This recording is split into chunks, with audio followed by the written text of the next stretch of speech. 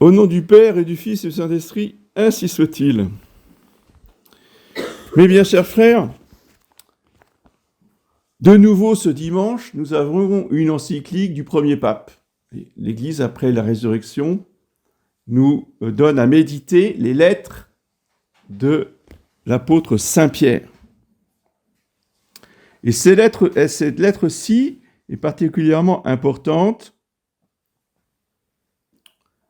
car elle fonde tout le fonctionnement de l'Église, d'une part, et de la société, d'autre part.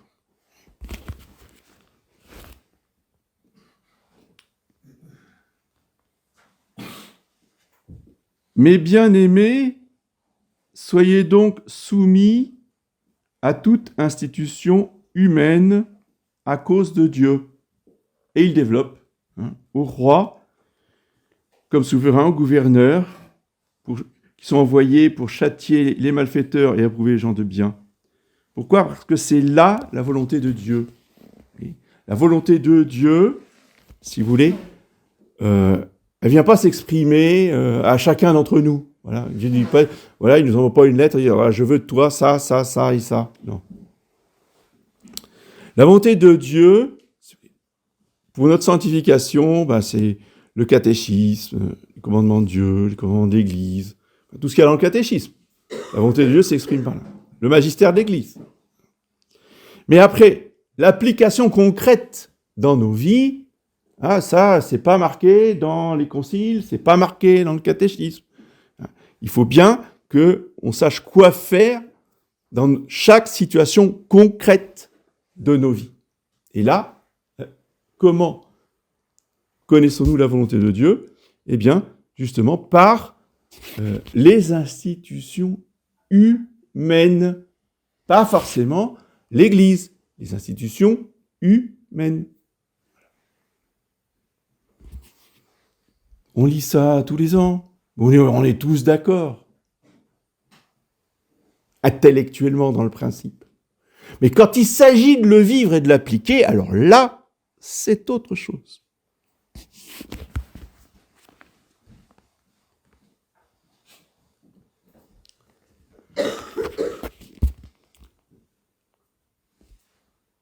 Dieu veut que nous obéissions au chef des institutions humaines. Alors, ça commence par la famille. Déjà. Oui. Ben oui, soyez soumis aux institutions humaines, donc ailleurs, Saint Paul dit, femmes, soyez soumises à vos maris. L'obéissance, c'est pas je suis d'accord. L'obéissance, c'est pas mais mon chéri, ce que tu as décidé, c'est formidable. J'y adhère tout mon cœur. C'est beau, hein ? C'est pas la vie de tous les jours réelle, ça. Parce qu'il y a des fois où, mesdames, vous n'êtes pas du tout d'accord avec monsieur. Alors, qu'est-ce qu'on fait ? Pour beaucoup, monsieur doit s'adapter à madame. Tu changes ton décision, c'est tout. Je ne supporterai pas de rouler dans une voiture blanche. Donc tu ramènes la voiture au concessionnaire et tu me ramènes une voiture de je ne sais quelle couleur. Voilà, c'est comme ça. Je caricature à peine. J'exagère. Je suis conscient d'exagérer. À peine. Donc ça commence par là. Mais ensuite, il y a d'autres institutions humaines où il y a des chefs. Il y a des hiérarchies de chefs. Et il faut respecter les chefs. Alors, il y a un principe qui s'appelle le principe de subsidiarité et qui malheureusement est très très mal compris. On inverse les choses. Qu'est-ce que c'est que le principe de subsidiarité ? C'est-à-dire qu'on délègue à ses subordonnés des responsabilités. Parce que, si vous voulez, on va prendre un exemple encore caricatural, mais c'est pour faire comprendre. Monsieur le préfet des Côtes-d'Armor n'a pas à venir personnellement à Bourbriac pour régler les problèmes d'écoulement des eaux. Oui, c'est complètement hallucinant. Oui. Il y a tout un tas d'organismes, de responsables locaux, départementaux, municipaux, pour régler les problèmes d'écoulement des eaux à Bourbriac. On est bien d'accord. C'est ça la subsidiarité. Il ne s'agit pas que le préfet s'occupe de tout. On est d'accord. Donc il délègue. Et tout marche bien quand tout le monde est d'accord. Mais le jour où il y a un conflit, oui, et on va continuer sur l'exemple de la municipalité, parce que c'est comme ça que ça fonctionne, mais ça fonctionne partout comme ça. C'est-à-dire qu'une société humaine fonctionne comme ça. Le jour où le maire décide, fait une loi, oui, carrément, parce qu'il a le pouvoir de faire des lois municipales. Si le préfet, il n'est pas d'accord, qu'est-ce qu'il fait? Il casse la loi municipale, l'arrêté municipal. Terminé. Et il est dans son droit, il est dans son rôle de préfet. On va dire « Ah, mais vous respectez pas le principe de subsidiarité, je suis maire quand même !» Oui, d'accord, sauf que lui, il est au-dessus. Donc, s'il casse l'arrêté, il casse l'arrêté. C'est tout. Voilà. Alors après, peu importe le contexte, vous voyez, mais dans une société normale, c'est comme ça que ça fonctionne. Donc la subsidiarité, ça fonctionne tant que les subordonnés obéissent et sont en accord avec le chef. Le jour où il y a un conflit, le jour où le subordonné n'est pas d'accord, le jour où le subordonné, il dit non, vous faites pas comme ça. Le chef, il entend, mais si le chef, il décide l'opposer, il ne va pas contre le principe de subsidiarité. Il décide autrement. Et le subordonné, qu'est-ce qu'il fait? Il se soumet et il obéit. Terminé. Fin de la discussion. Et il faut que chacun médite et applique ça. Oui. Et en ce qui me concerne, je pense avoir donné l'exemple du respect de ce principe.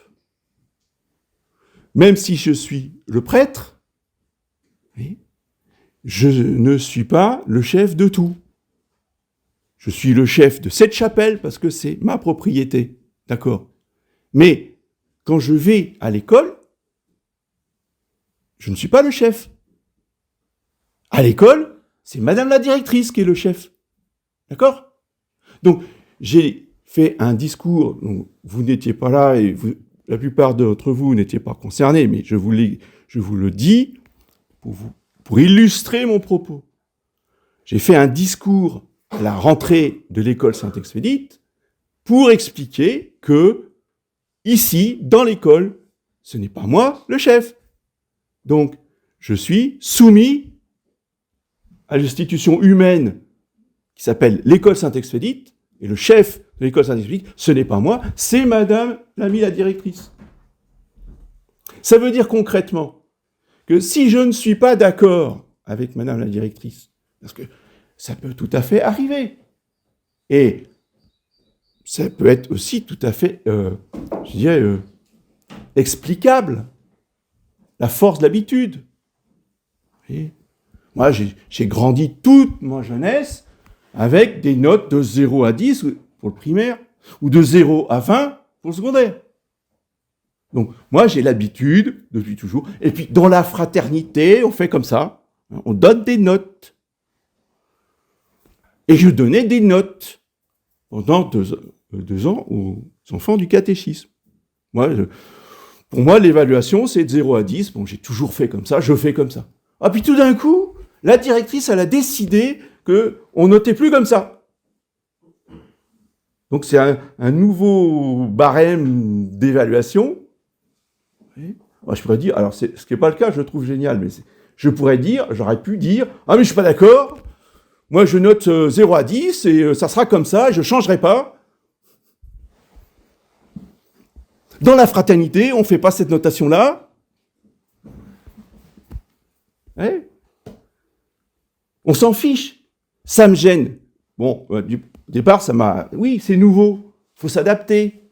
Il faut faire un effort. Bon, qu'est-ce que ça veut dire? Bon, ok, d'accord.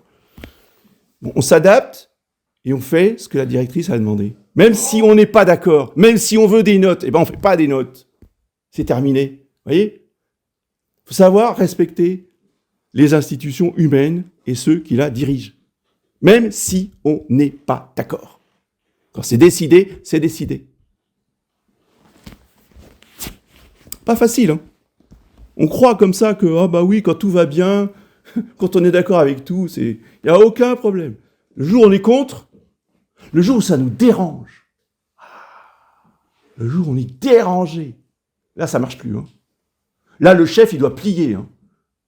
Là le chef il doit mettre en pause, hein, parce que nous on n'est pas d'accord.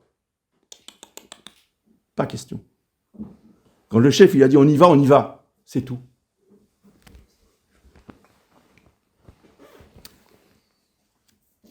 Parce que c'est la volonté de Dieu. Il faut y voir là la volonté de Dieu. Et non pas la volonté d'un homme ou d'une femme, s'il s'agit de la directrice. Vous voyez ? C'est ça l'esprit de l'Église, c'est ça l'esprit de Saint Paul, c'est ça qui a fait les saints, mes bien chers frères. Vous croyez que les grands saints mystiques qui étaient dans les hautes sphères de l'union à Dieu, je pense par exemple à Saint Jean de la Croix, c'est un exemple extrême, mais c'est encore pour nous faire comprendre. Saint Jean de la Croix, le grand réformateur du Carmel, s'il vous plaît. Docteur de l'Église, s'il vous plaît. Ah ben il n'était pas d'accord avec son supérieur, puisque justement c'est lui qui a réformé. Donc il voulait changer la règle du Carmel. Et avec Sainte Thérèse d'Avila, c'est ce qu'ils ont fait. Lisez la vie de Sainte Thérèse d'Avila et de Saint Jean de la Croix. Qu'est-ce qui lui est arrivé à Saint Jean de la Croix? Il s'est opposé à son supérieur. Il a dit, faut pas faire comme ça, faut faire autrement. Ben, le supérieur a dit, bon, hors de question. Donc, prison. Puis alors, les prisons de l'époque, c'est pas les prisons de maintenant. C'était une planche dans une salle tout à fait rustique et nourrie au pain à l'eau pendant X jours. Oui.